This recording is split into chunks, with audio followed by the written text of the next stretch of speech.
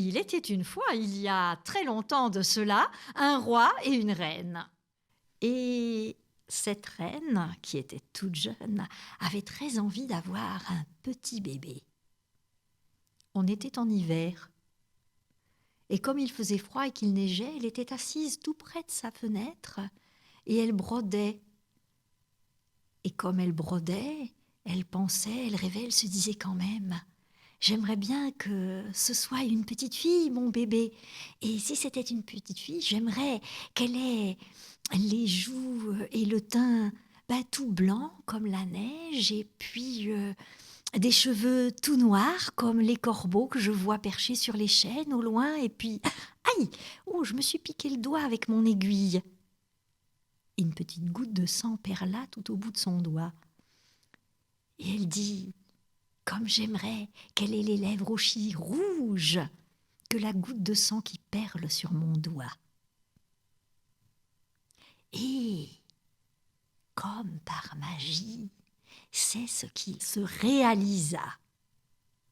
Quelque temps plus tard, la reine mit au monde une petite fille aux cheveux d'un noir de jais, au teint tout blanc, tout lumineux comme la neige, et aux lèvres toutes rouges.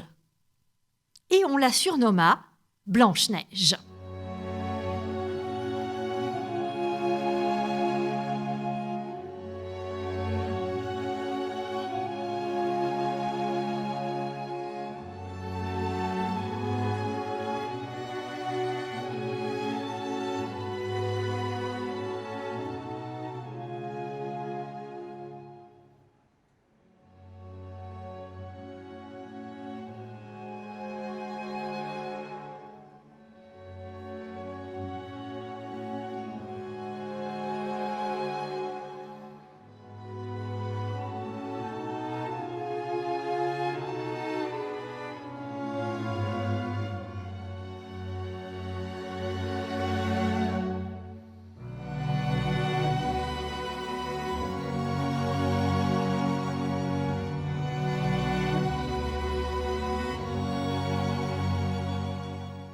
Hélas, quelque temps après, la reine tomba gravement malade. Il fut impossible de la guérir. Et lorsqu'elle mourut, le roi, son mari, éprouva un chagrin extrême. Et puis, il y avait la petite Blanche-Neige à élever. Comment faire quand on est seul pour élever un enfant, une petite princesse? Elle a besoin d'une maman, bien sûr. Alors, le roi se décida, il fallait se remarier, et vite. Or, dans le royaume voisin, il y avait une reine particulièrement riche, particulièrement puissante. Aussi, le roi alla la trouver, et ils se mirent d'accord. Ils allaient se marier. À partir de ce jour, eh bien, la reine habita avec le roi et la petite Blanche-Neige. Au fur et à mesure que la petite fille grandissait, qu'elle devenait de plus en plus mignonne, de plus en plus douce, de plus en plus souriante, la reine commençait à la détester. Parce que comment peut-on aimer quelqu'un qui est plus beau que soi, qui est plus généreux que soi, qui est plus lumineux que soi? Et cette reine, qui aimait se regarder, avait emporté avec elle un miroir. Et pas n'importe quel miroir, c'était un miroir magique, maléfique, doué de paroles. Et chaque matin, la reine s'asseyait devant son miroir et lui demandait: Miroir, mon beau miroir, dis-moi, qui est la plus belle du royaume? Et le miroir répondait d'une voix métallique. « Ma reine, la plus belle du royaume, c'est vous. Ah, vous voyez, c'est moi qui suis la plus puissante, c'est moi qui suis la plus rayonnante. Peut-être, ajoutait le miroir, mais il y a quelqu'un qui est encore plus beau que vous. Et qui est-ce donc?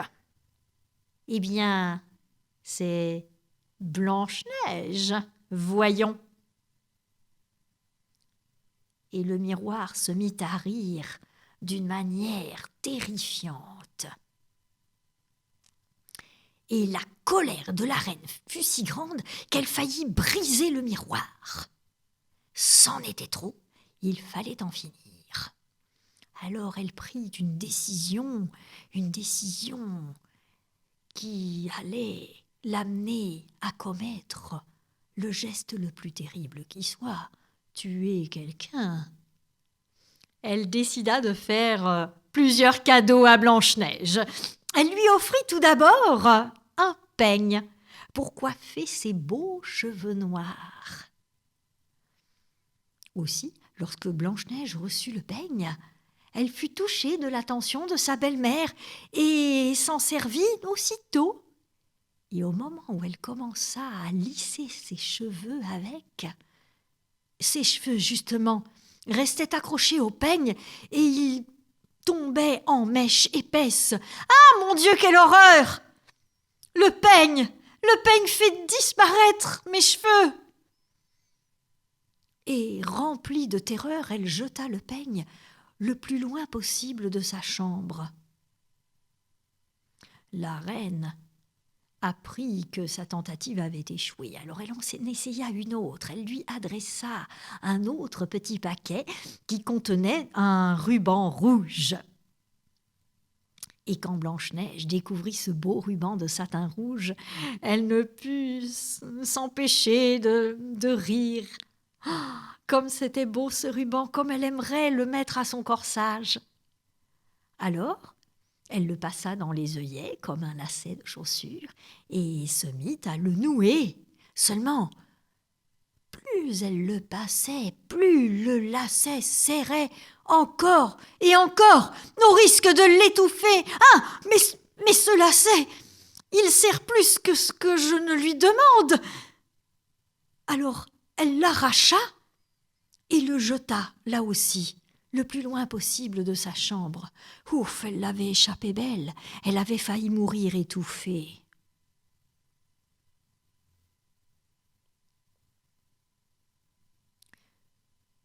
Et Blanche-Neige comprit qu'elle n'était plus en sécurité dans le château de son père et de la méchante reine. Il lui fallait partir. Une petite fée, toute fluette, toute légère, s'approcha d'elle dans un bruissement léger qui rappelait le vent, le zéphyr. « Tu sais, Blanche-Neige, lui murmura une petite voix toute fluette à l'oreille, tu sais, il faut que tu partes, il faut que tu ailles loin, loin d'ici, sinon la reine finira par réussir et elle finira par te tuer. » Alors Blanche-Neige s'élance. Elle court, elle part, droit devant elle.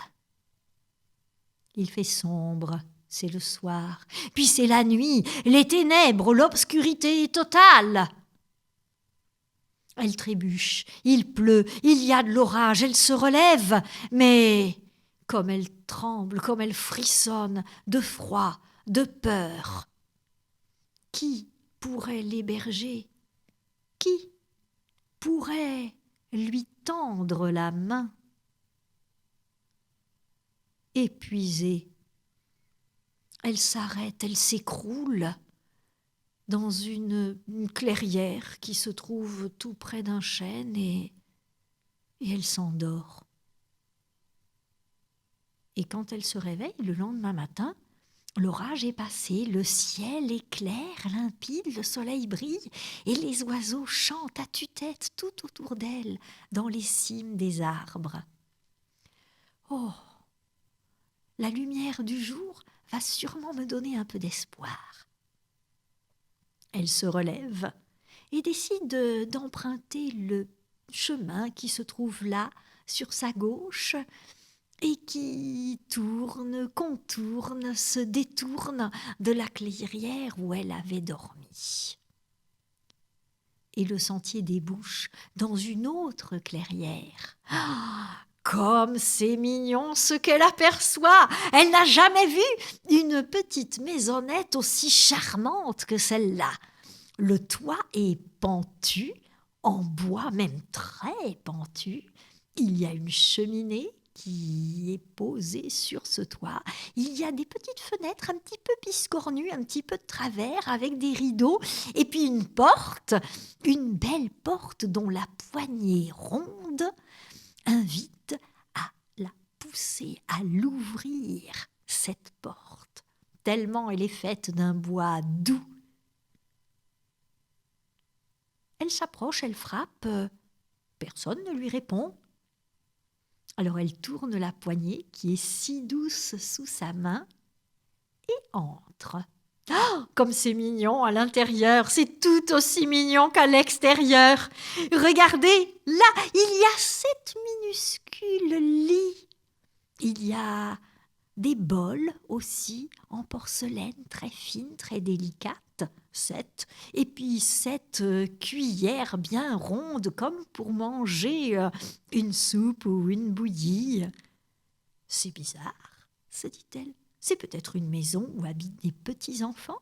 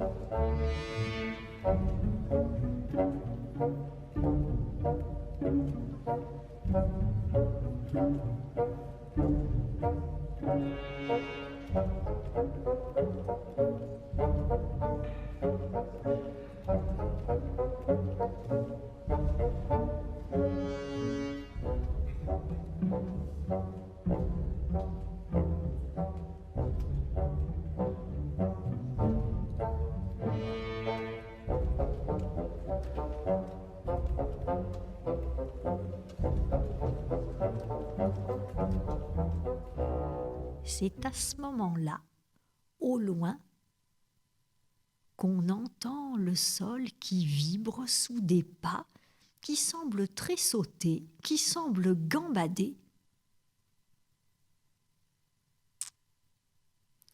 Ces pas, les voilà qu'ils se rapprochent. Et maintenant, les secousses sont plus rapides, plus précipitées. Elle a un petit peu peur, Blanche-Neige. Elle se demande qui arrive en courant si vite vers cette petite maison. Oh! Quelle surprise! Ce sont de petits personnages à la longue barbe blanche qui ont l'air si vieux, si âgés, avec leurs cheveux blancs, leur tête chenue. Et que font-ils là? Ils sont 7. L'un d'entre eux s'approche de Blanche-Neige et lui dit « Bonjour !» d'une voix très sûre. « Bonjour, petits messieurs. Que faites-vous ici dans cette forêt ?»« Eh bien, nous nous apprêtons à rentrer chez nous. Et vous, que faites-vous là, la petite madame ?»« Eh bien, moi, je me suis enfuie de chez moi. C'est trop dangereux que j'y reste. Alors, est-ce que vous accepteriez que j'habite chez vous et que je m'occupe de vous ?» Les 7 petits compagnons se mettent en cercle et discutent à voix basse.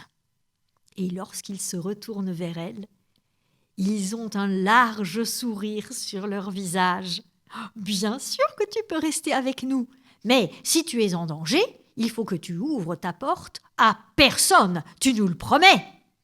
« Oui, oui, c'est promis. » Et les 7 petits nains, car c'étaient des petits nains, vous l'avez compris, bien sûr, s'occupe de Blanche-Neige. Elle s'occupe des 7 nains. Quelle joie de partager ses repas ensemble, de se raconter sa journée, de se raconter ce qui nous a contrariés ou bien ce qui nous a émerveillés ou ce qui nous a fait rire. La méchante reine, elle, est restée au château. Et un matin, elle interroge à nouveau son miroir, comme elle en a l'habitude, et cette fois-ci, la question qu'elle lui pose, après avoir posé la question habituelle, la question rituelle sur sa beauté, elle lui demande maintenant « Où est Blanche-Neige ?» Et le miroir répond « Blanche-Neige n'est peut-être plus au château, mais elle est encore en vie. » Ah, miroir, dis-moi où elle se trouve pour que je puisse la retrouver et la ramener parmi nous. Eh bien, répond le miroir, elle n'est pas si loin d'ici, dans une petite maisonnette toute biscornue. Loin, pas loin, cela dépend, mais de l'autre côté de la forêt.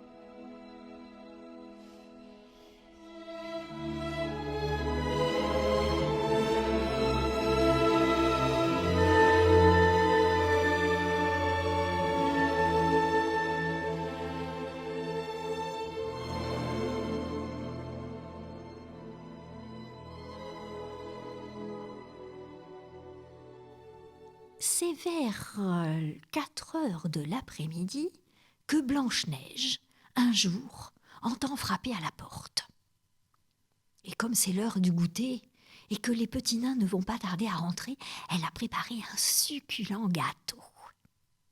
Mais elle n'a pas de fruits à servir. Alors elle est un petit peu déçue. Elle aurait préféré quelque chose de plus savoureux à servir avec le gâteau. Des fruits, par exemple. Et quand elle entend frapper à la porte, elle se demande si elle doit ouvrir ou pas. Elle a peur. Et son estomac commence à se nouer. Alors elle regarde par la fenêtre pour savoir qui c'est et si elle a raison d'avoir peur. Oh, mais non, se dit-elle. Non, je n'ai pas de raison d'avoir peur. C'est une femme âgée, ridée, voûtée, vêtue de haillons, qui frappe à la porte. Alors je vais lui ouvrir. Et cette vieille femme s'approche de Blanche-Neige et lui dit bonjour. Tu sais, je suis si vieille, si âgée que plus personne ne veut me donner de travail. Je n'ai rien, pas d'argent, pas de maison. Ce qui serait vraiment très généreux de ta part, c'est de me donner un petit bout de pain, même du pain sec, et un petit peu d'eau. S'il te plaît, Blanche-Neige. Blanche-Neige est touchée par la douleur de cette femme et par sa pauvreté, sa détresse. Alors elle lui apporte non pas un quignon de pain sec, mais une grosse tartine de pain beurré, et puis elle a mis avec un petit peu d'eau fraîche, bien fraîche, celle de la source qui se trouve juste au fond du jardin et qui est si douce et si agréable à boire quand on a soif. Voilà de l'eau et une tartine. Je suis certaine que cela va vous revigorer, vous donner des forces. Et la vieille femme sort le panier qu'elle avait à son bras, le présente à Blanche-Neige et lui dit Tu sais, pour te remercier, eh bien, j'ai un cadeau pour toi. Regarde. Une pomme! Une pomme rouge, luisante, brillante, scintillante, comme je n'en ai jamais vue. Vraiment, elle est pour moi, cette pomme. Bien sûr, fait la vieille femme. Prends-la, tu ne le regretteras pas. Et la vieille femme s'éloigne. Elle a un petit sourire cruel sur les lèvres, mais ça, Blanche-Neige ne le voit pas. Et comme elle a faim et que les petits nains sont en retard, elle a envie de goûter cette pomme avant leur arrivée. Alors, elle croque. Comme elle est bonne, comme elle est sucrée, un peu acidulée, juste comme elle les apprécie. Elle en prend une deuxième bouchée, et c'est à ce moment-là qu'elle commence à tousser, et tousser plus encore, jusqu'à ne plus pouvoir respirer. Elle s'est peut-être engouée, mais non, non, elle s'écroule, là, sur le sol, au beau milieu de la pièce.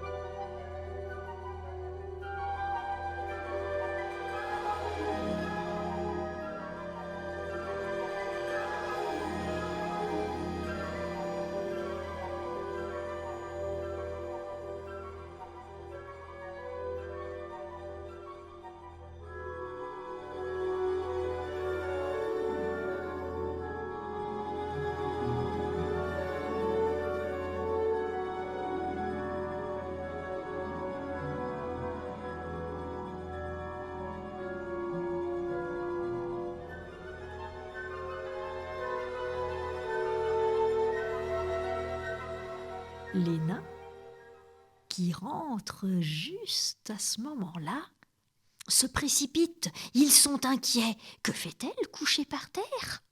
Est-ce qu'elle s'est cassée la jambe ou le bras? Non. Blanche-Neige, Blanche-Neige, réponds-nous! Ne nous joue pas une mauvaise plaisanterie qui nous ferait très peur. Et Blanche-Neige ne répond pas. L'un des nains s'approche aussi. Il essaye de l'aider à respirer, de lui soulever la tête. Mais non, rien n'y fait. Aucun remède ne semble ramener Blanche-Neige à la vie. Son cœur s'est arrêté de battre. Elle ne respire plus. C'est le désespoir. L'être qu'ils aimaient le plus au monde a disparu. Et comme ils ont envie de la garder près d'eux, aussi fraîche et aussi belle qu'elle l'a toujours été, ils lui construisent un cercueil de verre transparent afin de pouvoir toujours admirer son visage aux joues si claires, aux lèvres si rouges et ses cheveux longs, noirs, brillants qu'ils aimaient tant. Les nains pleurent Blanche-Neige. Leur douleur est grande, vive, insurmontable. C'est alors qu'un jeune prince entre au galop dans cette clairière, devant cette petite maisonnette touchée par le chagrin, la douleur. Le prince est surpris, étonné, éberlué, il n'a jamais vu une scène pareille. Ces petits êtres qui sanglotent, qui pleurent à chaudes larmes autour de quoi d'ailleurs? Il s'avance, il a dégainé son épée au cas où il s'agirait d'un dragon ou de quelque chose de plus dangereux encore. et ce qu'il aperçoit le laisse stupéfait et émerveillé à la fois. C'est un cercueil transparent dans lequel dort, ou du moins semble dormir, la plus ravissante des jeunes filles qu'il n'ait jamais vues.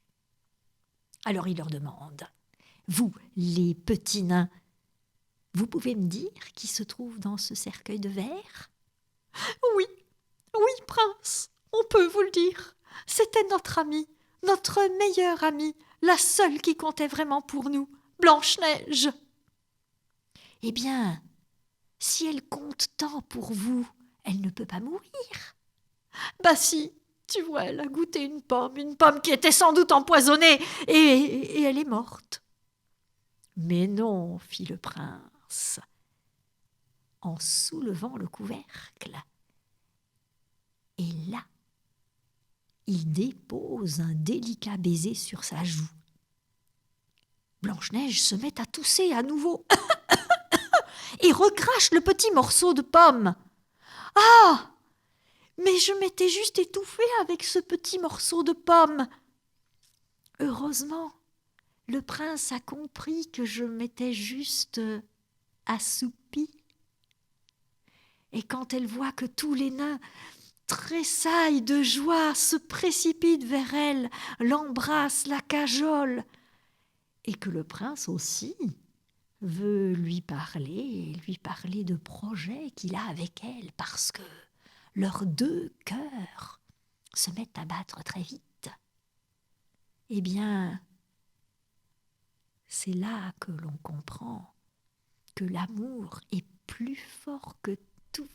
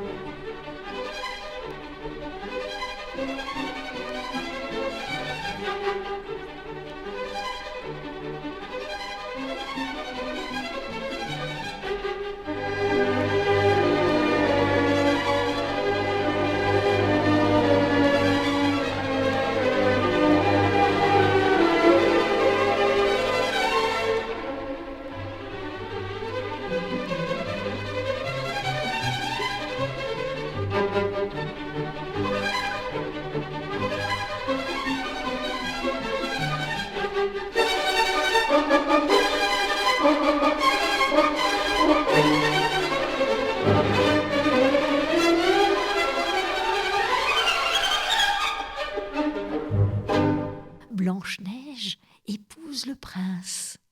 Les petits nains viendront habiter avec Blanche-Neige et le prince quand ils le souhaiteront, quand ils le voudront, et garderont leur petite maisonnette dans la forêt. Et la reine, la méchante reine, me direz-vous ? Eh bien, elle est devant son miroir le jour du mariage de Blanche-Neige. Et ce miroir, il lui explique que Blanche-Neige se marie avec le prince et qu'elle sera heureuse pour le restant de ses jours.